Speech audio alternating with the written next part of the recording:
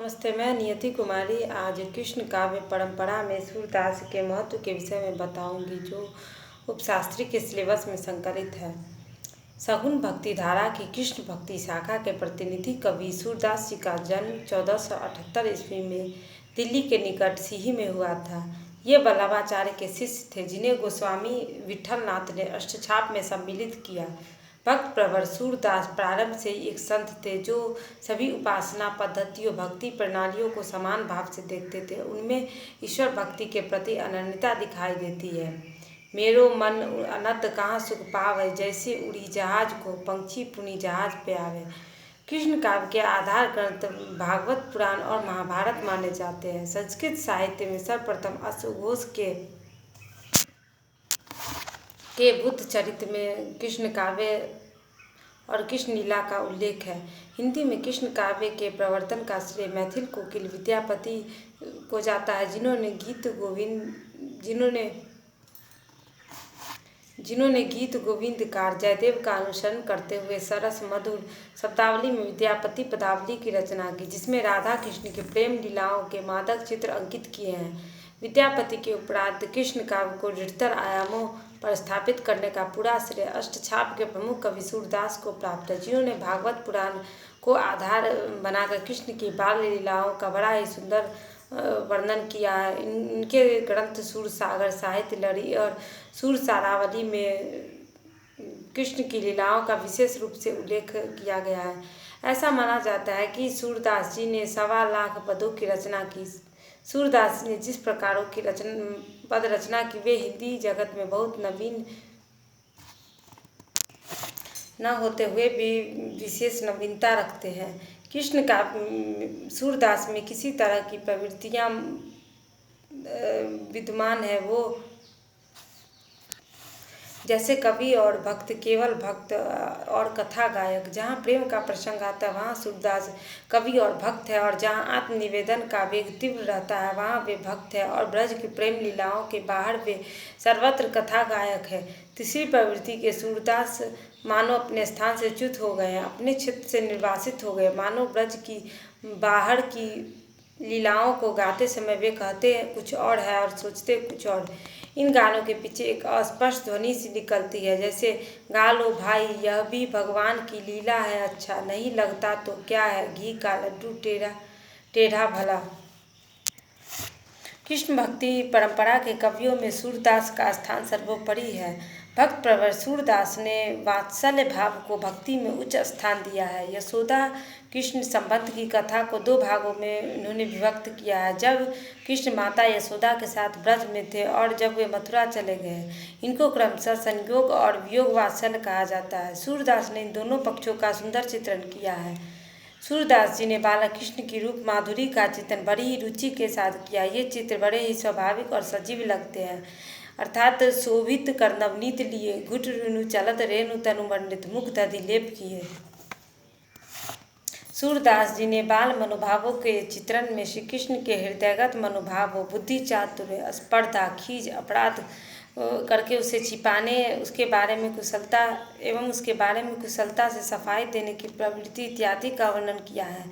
बालक कृष्ण जब दूध पीने में आनाकानी करते हैं तो माँ यशोदा विभिन्न प्रकार के प्रलोभन देकर उन्हें मनाने का प्रयत्न करती है। माँ यशोदा कहती है कि दूध पीने से तुम्हारी चोटी बढ़ेगी और वह बलराम भैया की तरह लंबी व मोटी होकर जमीन पर लौटने लगे। यह कृष्ण एक हाथ में दूध का कटोरा लिए हुए है और दूसरे देखते हैं कि चोटी बढ़ रही है या नहीं। वह माता यशोदा से पूछते हैं, मैया कभी बढ़ेगी चोटी, कितनी बार मुही दूध पियत भैया अजहू है छोटी। जिस प्रकार सूरदास जी ने कृष्ण की बाल लीलाओं की मनोरम प्रस्तुति की है और संयोग वात्सल्य का अत्यंत मर्मस्पर्शी वर्णन किया है, उसी प्रकार वियोग वात्सल्य का भी हृदय विदारक वर्णन किया। कृष्ण के मथुरा चले जाने पर माता यशोदा कृष्ण को याद करती है। वह चाहती है कि ब्रज में कोई उनका हित बनकर कृष्ण को मथुरा जाने से रोक ले। यशोदा कहती है, यशोदा बार बार यों भाड़वै है, ब्रज में कोई हितु हमारो, जो चलत गोपाल ये राख है। कृष्ण के मथुरा चले जाने के बाद यशोदा कृष्ण से संबंध रखने वाली वस्तुओं को देख देख कर उन्हें कृष्ण का स्मरण करती है। वह मथुरा जाने वाले हर एक पथिक से कहती है, संदेशो देवकी सो कहियो, हो तो घाय तुम्हारे तिहारे सुत की दया करती रहियो। सूरदास ने वात्सल की तरह श्रृंगार रस के चिंतन में भी गहन रुचि दिखाई है। श्रृंगार रस के अंतर्गत प्रेम, सौंदर्य, उनके वार्तालाप एवं गतिविधियों का वर्णन किया गया है। सूरदास जी प्रेम अथवा श्रृंगार रस के आचार्य कहे जाते हैं। आचार्य रामचंद्र शुक्ल ने कहा है कि प्रेम नाम की मनोवृत्ति का जैसा विस्तृत और पूर्ण परिज्ञान सूर्य को था, वैसा किसी और कवि को नहीं था। कृष्ण का परंपरा को विकसित करने में जिन प्रवृत्तियों का होना अनिवार्य है, उन सभी प्रवृत्तियों का पूर्ण ज्ञान सूर्य को था। इन सभी प्रवृत्तियों को निम्नलिखित बिंदुओं से स्पष्ट किया जा सकता है। कृष्ण लीला का वर्णन। सूर्य ने कृष्ण की लोकरंजनकारी लीलाओं को अपने काव्य का विषय बनाकर जनता को माधुर्य रस में आकर निमग्न कर दिया।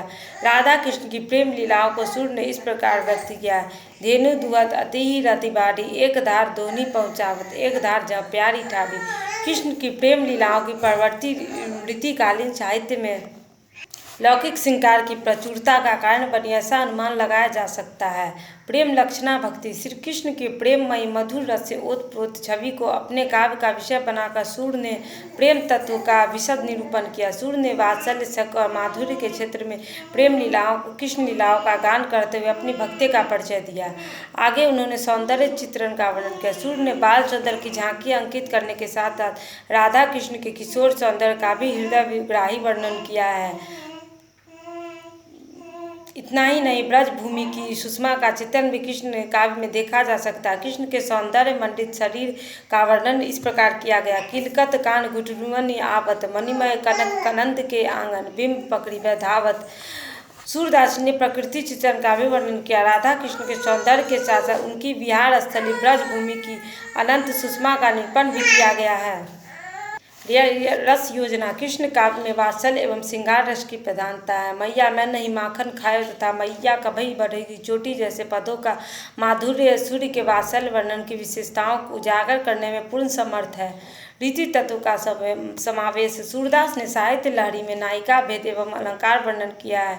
रीति काल में प्रचुरता से रीति तत्व का निरूपण हुआ, उनका बीज निश्चित रूप से कृष्ण का भक्ति काव्य में उपलब्ध है। भाषा शैली। संपूर्ण कृष्ण काव्य ब्रजभाषा में लिखा गया। सूरदास की ब्रजभाषा परिनिष्ठित एवं साहित्यिक है तथा उसमें प्रत्येक मनोभाव को सफलतापूर्वक व्यक्त करने की क्षमता है। उनकी ब्रजभाषा अपनी कोमलता, सरलता, माधुर्य एवं पद लालित्य के कारण व्यापक काव्य भाषा के रूप में प्रतिष्ठित हो चुकी है।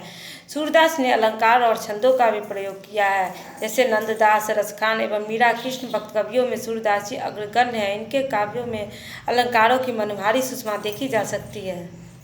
उपमा, रूपक, विभावना, संगति, प्रतीप आदि अलंकारों का संद इनके काव्य में यत्र तत्र देखा जा सकता है। सूर सागर में पदों की प्रधानता। निष्कर्षतः कहा जा सकता है कि कृष्ण का परंपरा को विकसित करने में सूरदास का अपूर्व योगदान रहा है, जो हिंदी साहित्य के लिए अतुलनीय है।